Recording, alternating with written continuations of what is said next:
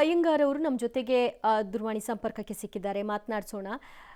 ನಮಸ್ತೆ. ತಾವು ಈಗಾಗಲೇ ಮೂರ್ತಿಯ ಬಗ್ಗೆ ಬಹಳಷ್ಟು ವರ್ಣನೆಯನ್ನ ಮಾಡಿದ್ರಿ. ಹೇಗೆ ದೇವಾನು ದೇವತೆಗಳು ಆ ಒಂದು ಮೂರ್ತಿಯಲ್ಲಿ ಅಡಕವಾಗಿದೆ ಅನ್ನೋದ್ರ ಬಗ್ಗೆ. ಈಗ ನಮಗೆ ಸಿಕ್ಕಿರ್ತಕ್ಕಂತಹ ಮಗದೊಂದು ಫೋಟೋ, ಕಣ್ಣಿಗೆ ಕಟ್ಟಿರ್ತಕ್ಕಂತಹ ಬಟ್ಟೆಯನ್ನು ಕೂಡ ತೆರವು ಮಾಡಿರೋದು, ಇದನ್ನ ತಾವು ಹೇಗೆ ವಿವರಿಸಬಹುದು? ಬಹಳ ಸುಂದರವಾಗಿ ಮೂಡಿ ಬಂದಿದೆ. ಆ ವಿಗ್ರಹ ಬಂದು ತುಂಬಾ ಮಗುವಿನ ಭಾವದಲ್ಲಿದೆ. ಒಂದು ಸ್ವಲ್ಪ ಒಂದು 5 ವರ್ಷದ ಮಗು ಹೇಗಿರುತ್ತೋ ಹಾಗೆ ಸ್ವಲ್ಪ ಮೈಕೈ ಎಲ್ಲ ತುಂಬಿಕೊಂಡಿದೆ ಅನ್ನೋದಿಲ್ವಾ, ಹಾಗೆ ತುಂಬಿಕೊಂಡಿದೆ. ಆ ಮಗುವಿನ ಗಲ್ಲಗಳನ್ನ ನೋಡಿದ್ರೆ ನಿಮಗೆ ಗೊತ್ತಿರಬಹುದು. ಆ ಮಗುವಿನ ಗಲ್ಲ ಉಬ್ಬಿದೆ ಮತ್ತು ನಗ್ತಾ ಇರೋ ಹಾಗಿದೆ. ಕಣ್ಣಿನಲ್ಲಿ ಒಂದು ಆಕರ್ಷಕವಾದ ಒಂದು ಭಾವ ಇದೆ. ಇನ್ನು ಪ್ರಾಣ ಪ್ರತಿಷ್ಠೆ ಆಗಿಲ್ಲ. ಪ್ರಾಣ ಪ್ರತಿಷ್ಠೆ ಆದ ನಂತರ ಅದರಲ್ಲಿ ದೇವತಾ ಸಾನ್ನಿಧ್ಯಗಳು ಬರುತ್ತೆ. ಈಗ ಸದ್ಯಕ್ಕೆ ಆ ಮೂರ್ತಿಯ ಲಕ್ಷಣಗಳನ್ನ ನೋಡಿದ್ರೆ ಗುಂಗುರು ಕೂದಲು ಮೇಲ್ಭಾಗದಲ್ಲಿ ನೋಡ್ಬೋದು. ಮಗುವಿಗೆ ಆ ಕೂದಲನ್ನ ಇನ್ನೂ ಕೂಡ ಒಂದು ಸಲಾನು ಕಟ್ ಮಾಡಿ ಇದಾಗಿರೋದಿಲ್ಲ, ಅದು ಗುಂಗುರಾಗಿರುತ್ತೆ, ಹಾಗಿದೆ ಅದು. ಮತ್ತು ಹಣೆಯ ಭಾಗಗಳು ವಿಶಾಲವಾಗಿದೆ. ಕಣ್ಣು ತುಂಬಾ ನಗುವಿಗೆ ಸ್ಪಂದಿಸುವಂತಿದೆ. ಮಗುವಿನ ಮುಖದಲ್ಲಿ ಮಂದಹಾಸ ಇದೆ.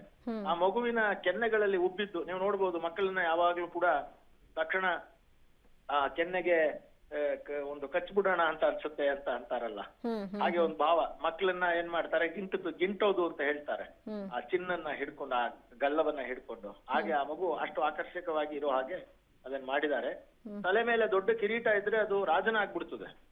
ಹಾಗಾಗಿ ರಾಜನ್ ಅಲ್ದೇ ಇರುವಂತಹ ಮಗು ಅದು. ಒಂದು ಯುವರಾಜ ಅಥವಾ ರಾಜನ ಮನೆಯಲ್ಲಿ ಹುಟ್ಟಿದ ಮಗು. ಅದಕ್ಕೋಸ್ಕರ ಒಂದು ಉರುಜಟೆಯನ್ನ ಮೇಲೆ ಮಾಡಲಾಗಿದೆ. ಕಿರೀಟದ ತರ ಇದೆ ಅದು, ಕಿರೀಟದ ಕೀರ್ತಿ ಮುಖದ ಜೊತೆಯಲ್ಲಿ. ಆದ್ರೆ ಕುಂಡಲ ಇತ್ಯಾದಿಗಳ ಮುಖವನ್ನ ನೋಡುವಾಗ ಸಾಕ್ಷಾತ್ 5 ವರ್ಷದ ಮಗುವನ್ನ ಮನೆಯಲ್ಲಿ ನೋಡಿದ್ರೆ ಹೇಗೆ ಅನ್ಸುತ್ತೋ ಹಾಗೆ ಅನ್ಸೋ ಹಾಗೆ ಅಲ್ಲಿ ಭಾವನೆ ಮಾಡಿದ್ದಾರೆ. ಅಲಂಕಾರಕ್ಕಾಗಿ ಊರ್ಧ್ವ ಪುಂಡ್ರವನ್ನ, ಮಗುವಿನ ಅಲಂಕಾರಕ್ಕಾಗಿ ಊರ್ಧ್ವ ಪುಂಡ್ರವನ್ನ ಧರಿಸಿದ್ದಾರೆ. ಅಂದ್ರೆ ನೀವೀಗ ಹೇಳ್ತಾ ಇದ್ರಿ, ಪ್ರಾಣ ಪ್ರತಿಷ್ಠಾಪನೆ ಆದ ನಂತರದಲ್ಲಿ ಅದರ ತೇಜಸ್ಸು ಇನ್ನಷ್ಟು ದೈವಕ್ಕಳೆ ಹೊರಗೆ ಬರ್ತಾ, ಹೇಗ್ ಸಾಧ್ಯ? ಅದ್ರ ಬಗ್ಗೆ ವಿವರಿಸಬಹುದಾ? ಮಂತ್ರಮೂರ್ತಿಯಿಂದ ಏನಾಗುತ್ತೆ, ಎಲ್ಲ ಶಿಲೆಯೂ ದೈವತ್ವಕ್ಕೆ ಅರ್ಹವಾಗುವುದಿಲ್ಲ. ನಮ್ಮಲ್ಲೇ ನಾವು ನೋಡುವಾಗ, ಮನುಷ್ಯರಲ್ಲೇ ನೋಡುವಾಗ, ಒಳಭಾಗದಲ್ಲಿ ಯಾರಿಗೆ ಅಂತ ತೇಜಸ್ ಇರುತ್ತೋ ಅವರ ಕಣ್ಣಲ್ಲಿ ಜಾಸ್ತಿ ಹೊಳಪಿರುತ್ತೆ. ಒಳಭಾಗದಲ್ಲಿ ಅನೇಕ ಸಮಸ್ಯೆಗಳಿದ್ರೆ, ರೋಗಗಳಿದ್ರೆ ಕಣ್ಣಲ್ಲಿ ತೇಜಸ್ ಇರೋದಿಲ್ಲ. ಹಾಗೆಯೇ ಒಂದು ಕಲ್ಲಿನಲ್ಲಿ ತೇಜಸ್ಸು ಬರ್ಬೇಕಾದ್ರೆ ಅದಕ್ಕೆ ಮಂತ್ರಮೂರ್ತಿ ಆಗ್ಬೇಕದು. ಆ ಮಂತ್ರದ ಸಾನ್ನಿಧ್ಯ ಮತ್ತು ಜನ ಜಾಸ್ತಿ ನೋಡ್ತಾ ನೋಡ್ತಾ ಅದಕ್ಕೆ ತೇಜಸ್ಸು ಜಾಸ್ತಿ ಆಗುತ್ತೆ. ಇದು ನಮಗೆ ಬಹಳ ಜನಕ್ಕೆ ಆಶ್ಚರ್ಯ ಆಗ್ಬೋದು. ಇದು ಫಿಸಿಕ್ಸ್ ಥಿಯರಿ ಕೂಡ ಹೌದು. ವಿಜ್ಞಾನದಲ್ಲಿ ಒಂದು ವಸ್ತುವನ್ನ ಪದೇ ಪದೇ ಜಾಸ್ತಿ ಜನ ನೋಡೋದ್ರಿಂದ ಆ ವಸ್ತುವಿನಲ್ಲಿ ಶಕ್ತಿ ಜಾಸ್ತಿ ಆಗುತ್ತೆ, ಎನರ್ಜಿ ಜಾಸ್ತಿ ಆಗುತ್ತೆ ಅನ್ನೋದು ವಿಜ್ಞಾನ ಒಪ್ಕೊಳ್ಳುತ್ತೆ. ಹಾಗಾಗಿ ಮೊದಲು ಆ ದೇವತೆಗೆ ಒಂದು ಪ್ರಾಣ ಪ್ರತಿಷ್ಠೆಯನ್ನು ಮಾಡ್ತಾರೆ. ಅದಾದ ನಂತರ ಜನ ನೋಡೋದಕ್ಕೆ ಸ್ಟಾರ್ಟ್ ಮಾಡ್ತಾರಲ್ಲ, ಅದು ನೋಡ್ತಾ ನೋಡ್ತಾ ಇನ್ನೂ ಜಾಸ್ತಿ ಆಗುತ್ತೆ ಎನರ್ಜಿ ಅಂತ. ಆದ್ರಿಂದಲೇ ತಿರುಪತಿಯಲ್ಲಿ ಜಾಸ್ತಿ ಎನರ್ಜಿ ಇದೆ ಅಂತ. ಇದೆಲ್ಲ ಒಂದು ವಿಜ್ಞಾನದ ಅಂಶಗಳಾಗಿ ಇರುವಂತಹದ್ದು ಮತ್ತು ದೈವತಾ ಅಂಶಗಳು ಹೌದು. ಮಂತ್ರಮೂರ್ತಿಯಾಗಿ ಭಗವಂತ ಕಾಣಿಸ್ಕೊಳ್ತಾನೆ ಅನ್ನೋದೇ ಸತ್ಯ.